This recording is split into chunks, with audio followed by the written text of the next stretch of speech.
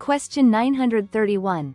A listing agreement authorizes a broker to A. Accept offers at his own discretion on the owner's behalf. B. Convey title to the property. C. Find a buyer who is ready, willing and able to buy the property on the owner's terms. D. None of the above. Correct answer is C. Find a buyer who is ready, willing and able to buy the property on the owner's terms. A listing agreement is a contract between a property owner, the seller, and a real estate broker. The primary purpose of this agreement is to authorize the broker to find a buyer who is ready, willing, and able to purchase the property on the seller's terms. This includes finding a buyer who meets the seller's price, financing, and other conditions of sale. Brokers generally do not have the authority to accept offers on behalf of the owner. They can present offers to the seller for consideration, but the seller ultimately decides whether or not to accept them. Brokers also do not have the authority to convey title to property. Only the property owner can legally transfer ownership. In essence, the listing agreement empowers the broker to act as the seller's agent in the process of finding a qualified buyer for the property.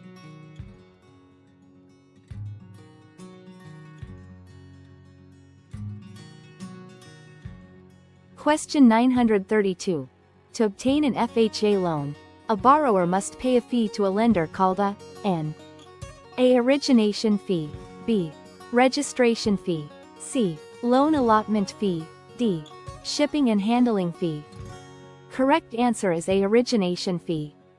To secure an FHA loan, borrowers are required to pay several fees, all contributing to the total closing costs.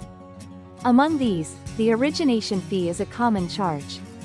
This fee is specifically levied by the lender to cover the administrative expenses associated with processing and underwriting the loan.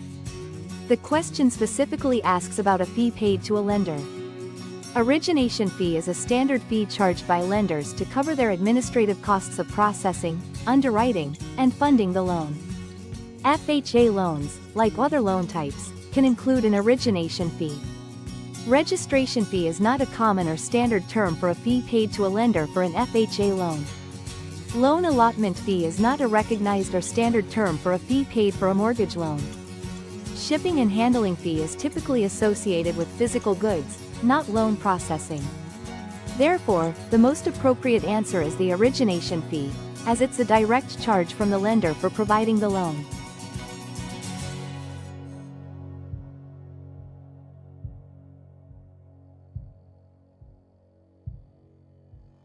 Question 933.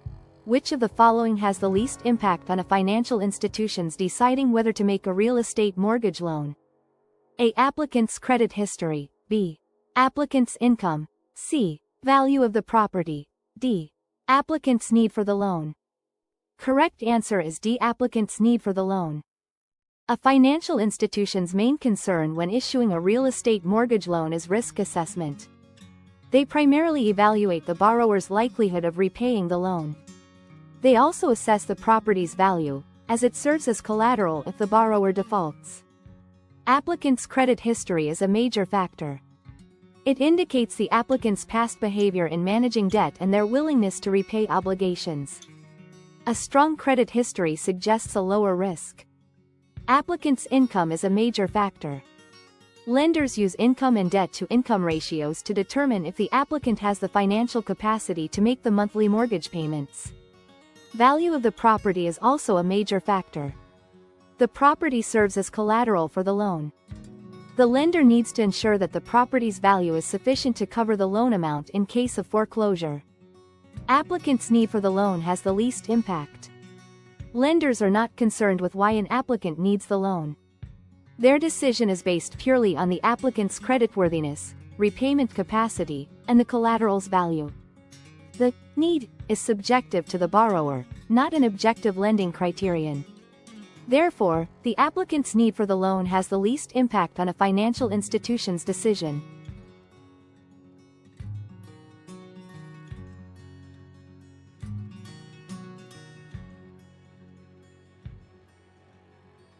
Question 934. On June 1st, Saul calls David and offers to buy his used Honda Civic for $15,000. Saul promises to keep the offer open for 2 weeks and, in return, David promises to pay Saul a dime to keep the offer open. On June 6, Saul calls David and tells him that he is withdrawing the offer because he no longer wants to buy the Civic.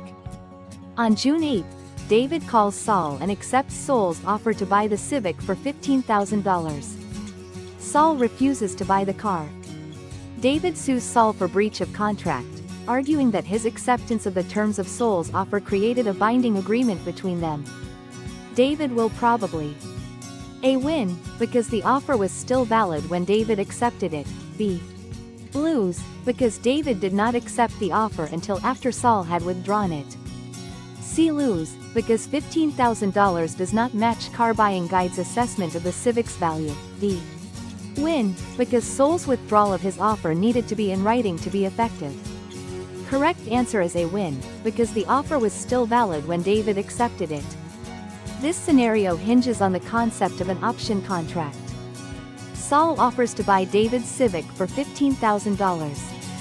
Crucially, Saul promises to keep the offer open for 2 weeks, and in return, David promises to pay Saul a dime to keep the offer open. This promise of consideration, the dime, for the promise to keep the offer open creates a valid option contract. Once an option contract is formed with valid consideration, the underlying offer becomes irrevocable for the specified period. The offerer, Saul, cannot withdraw it. When Saul calls David on June 6 to withdraw the offer, this withdrawal is ineffective because the offer was made irrevocable by the option contract. When David calls Saul on June 8 and accepts the offer was still legally open and binding due to the option contract. Therefore, David's acceptance formed a valid and enforceable contract. David will probably win because the offer was still valid, irrevocable, when David accepted it.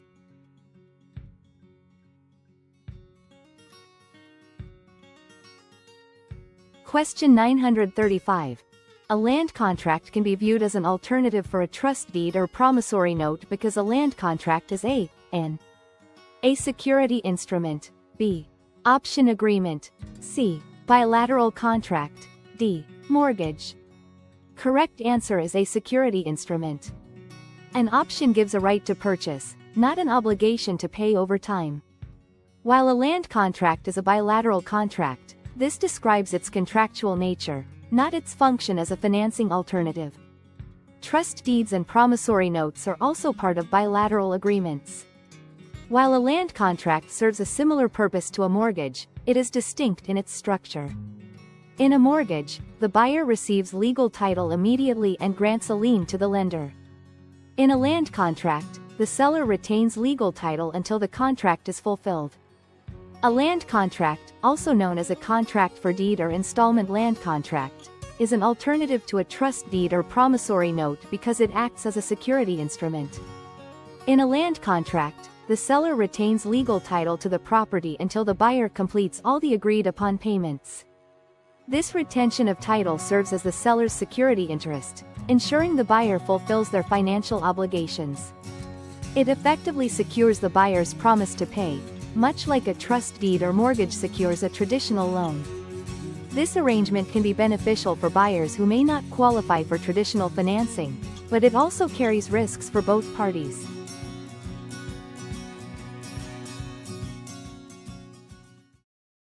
Question 936. The comparison method of appraisal would be least useful in A very slow real estate market, B. Neighborhood with comparables located in another neighborhood, C. Neighborhood with changing demographics, D. Neighborhood with very similar comparables. Correct answer is a very slow real estate market. The sales comparison approach relies heavily on finding comparable properties. These are properties that are similar to the subject property in terms of size, age, condition, location, and features. Very slow real estate market would be the most challenging situation for the sales comparison approach. In a slow market, there may be very few recent comparable sales. This makes it difficult to find properties that accurately reflect current market conditions. A slow market can indicate shifts in market dynamics, such as declining demand or an oversupply of inventory. These market changes can be difficult to accurately reflect in the appraisal, making it harder to rely on older sales data.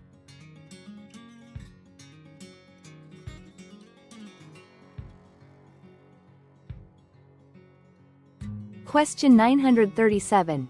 Which of the following may not be a blanket encumbrance as it applies to subdivisions? A deed of trust. B. Tax lien. C. Mechanics lien. D. All of the above. Correct answer is B. Tax lien. Tax liens are typically not considered blanket encumbrances on subdivisions. Tax liens are typically specific to individual properties. Property taxes are assessed and levied on individual parcels of land. A blanket encumbrance is a lien or other claim that affects multiple properties within a subdivision. Some of examples of blanket encumbrances: blanket mortgage, a single mortgage that covers all the lots in a subdivision. Mechanics lien filed against the entire subdivision, if a contractor is not paid for work done on the common areas of the subdivision. They may file a mechanics lien against all the lots. Judgment lien. If a court judgment is issued against the developer of the subdivision, it may create a blanket lien against all the properties within the subdivision. Key takeaway: blanket encumbrances can complicate the sale or development of individual lots within a subdivision. They affect multiple properties simultaneously. Question 938. All leases include an implied covenant of quiet enjoyment and possession. This covenant refers to a tenant's possession clear of disturbance from the landlord or anyone else with paramount title. B. Landlord's right to make the tenant quiet down any loud disturbances. C. Landlord's right of possession free from judgment liens. D. Tenant's protection from liability for damages done to adjoining properties. Correct answer is a tenant's possession clear of disturbance from the landlord or anyone else with paramount title. It means that the landlord promises not to interfere with the tenant's use and enjoyment of the leased premises. This covenant further safeguards the tenant from disturbances by third parties. These third parties would hold a legal claim to the property superior to the landlord's, known as paramount title. Examples include issues with a prior owner or actions by a foreclosing lender. It does not relate to noise complaints, the landlord's title clarity from liens, or the tenant's liability to neighbors.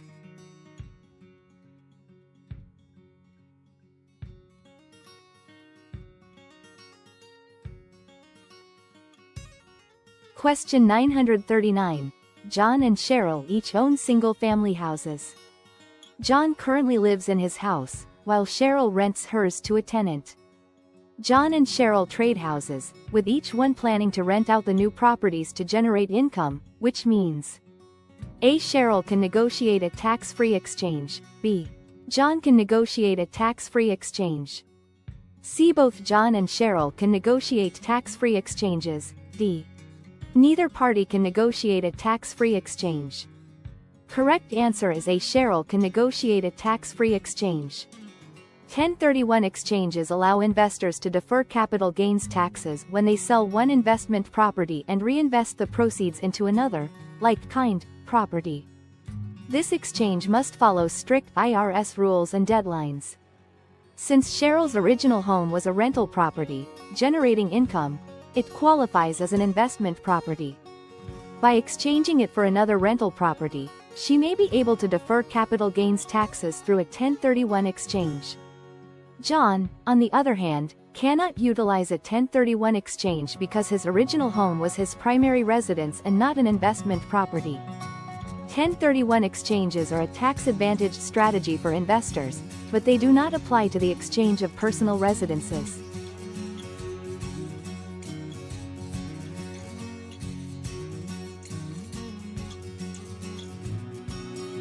Question 940. The zoning symbol commonly used for duplexes in California is A. R2, B. RDCD1, D. DX. Correct answer is A. R2. While there is no universal symbol for zoning in California, most municipalities in the state use these. R1 for single-family dwellings, R2 for duplexes, R3 for multiple family dwellings, C for commercial, and A for agriculture. While some cities might use variations like road, restricted density, or have specific overlay zones, R2 inches is the most widely recognized and common zoning designation specifically for duplexes.